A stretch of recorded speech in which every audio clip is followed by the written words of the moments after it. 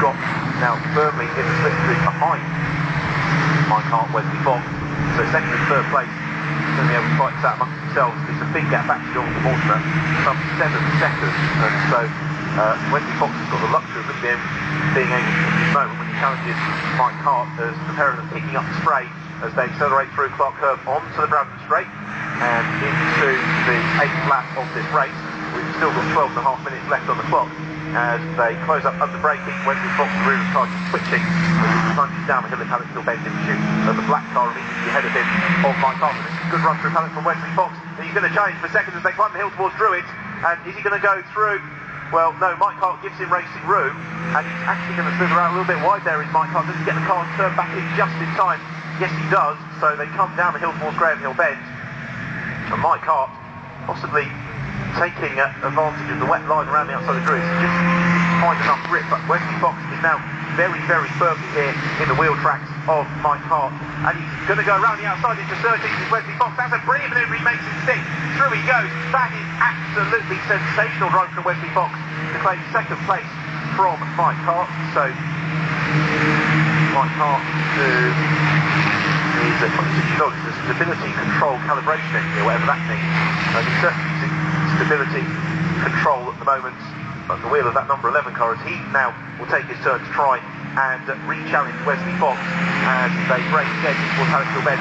And so Wesley Fox is back on the other foot because it's now his turn to look in his rearview mirrors and try and keep that number 11 car at bay. And Fox again, second lap in a row, gets a superb run through Paddock, so he's able to build himself maybe a 2 or so car length advantage over Mike Hart as they arrive into Druitt. They both take that wide line to Druitt because it's sort of little bits of rubber and mucker and splattered onto the circuit, and the drivers can find that extra grip there.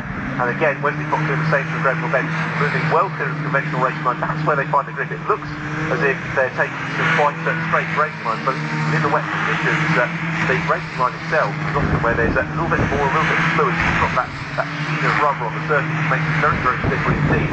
Whereas if you go offline and you can find those marbles, then you're able to get that extra traction. Both the ability to turn through the corner, but then also the confidence to turn down and accelerate onto the straight. So Redding through, and with a huge lead here is Aaron Head, and the advantage that he's got after 9 laps, 6.5 seconds. The gap between Fox and Hart is about 6 tenths of a second. They're in amongst some of the slower runners as well at the moment, so that's going to make it double challenging for them. We've seen plenty of back marker dramas already today, but fortunately for Wesley Fox and Mike Hart, those two caterham Holland Supersport runners providing no problems whatsoever for them as they exit through and move back down the hill towards Graham Hill Bend. I see that exits Graham Hill already accelerating towards 30. So again, Mike Hart now he's in behind Wesley Fox. He's doing very much what Wesley Fox was doing, which is just stalking him, sitting behind him, keeping him nice and honest around the 30, but not really looking to challenge. Maybe trying to force Wesley Fox to make the error. 30 is potentially where it is most likely to occur. That's really the quickest direction change from the 30, which the drivers have got the car loaded up to the left hand and just picking to the right to set the car up nicely to clearway, which is actually crucial because then you want that run onto the Bradley Straight, which is where second and third accelerator along now, and then they fan out under braking into towards Paddock. This is a potential opportunity for Mike Hart. He's going to go for it. Up the inside he comes, and they go side by side in Paddock. I think Wesley Fox has got the track position. He does, and he's surging around the outside there, so it is Wesley Fox who prevails in second place. We've got this superb little scratch. It's currently being headed up by the 56 car of David Szymanski, and David is in amongst the 109 car, David Hanovic, and also John Toshak, number 14. Now they are going to be caught in fairly short order by the race leader Aaron Head. That's when it's going to start to get very interesting for Aaron as he tries to pick his way.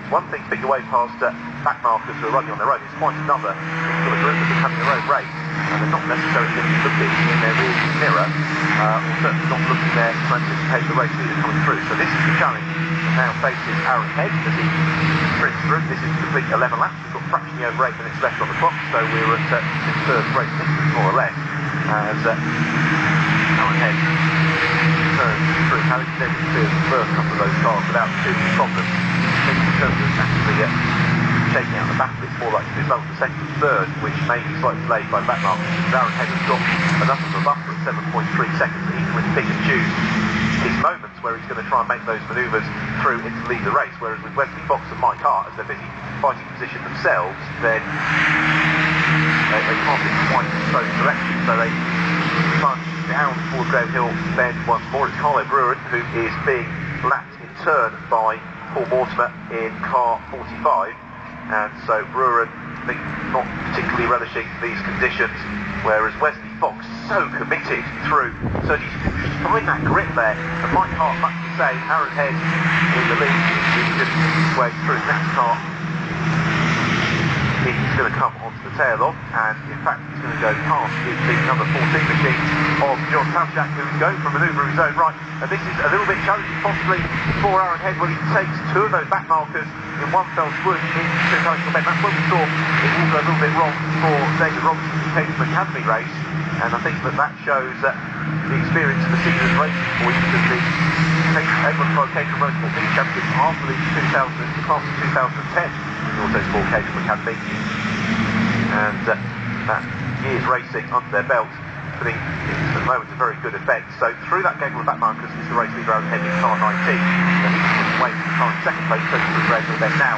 That is Wesley Fox with in third place still Mike Hart stalking him. Then it's a big drop back to Jonathan Mortimer, and it's Mortimer who is really struggling in these damp conditions. He is already just coming towards Graham Hill bend now, and his advantage, however, over the car in fifth place, car number 4, Ian Davis, is some 22nd in itself. So amongst the top 5, I think, a relatively spread out field. And then it's Toon Rutgers, though, who is coming on the tail of Davis in the number 4 car, and also still very much in that mix with Andrew West. So it's a good battle that's shaping up for 5th position at the moment. And so the chances to re-emerge once more the race comes down. Will again provide a bit of a challenge for the drivers as they pick their way through. And challenging on the inside of Druids is Mike Hart. So Mike Hart looking to try and make that move on Wesley Fox. He certainly had the overlap as they turned into it. He wasn't able to find his way through. Now they're coming up to this group of the spur. Rather, this is where Wesley Fox is going to have to really have his wits about it. The first car they're going to catch is the 108 car of Fritz Opperman. Opperman is in the checker flag livery car, which you'll recognise from the Jan Lammers dome entry from the Mans, which is where the car has got those checkers, and then people contribute a small amount of funds to get their name on the car.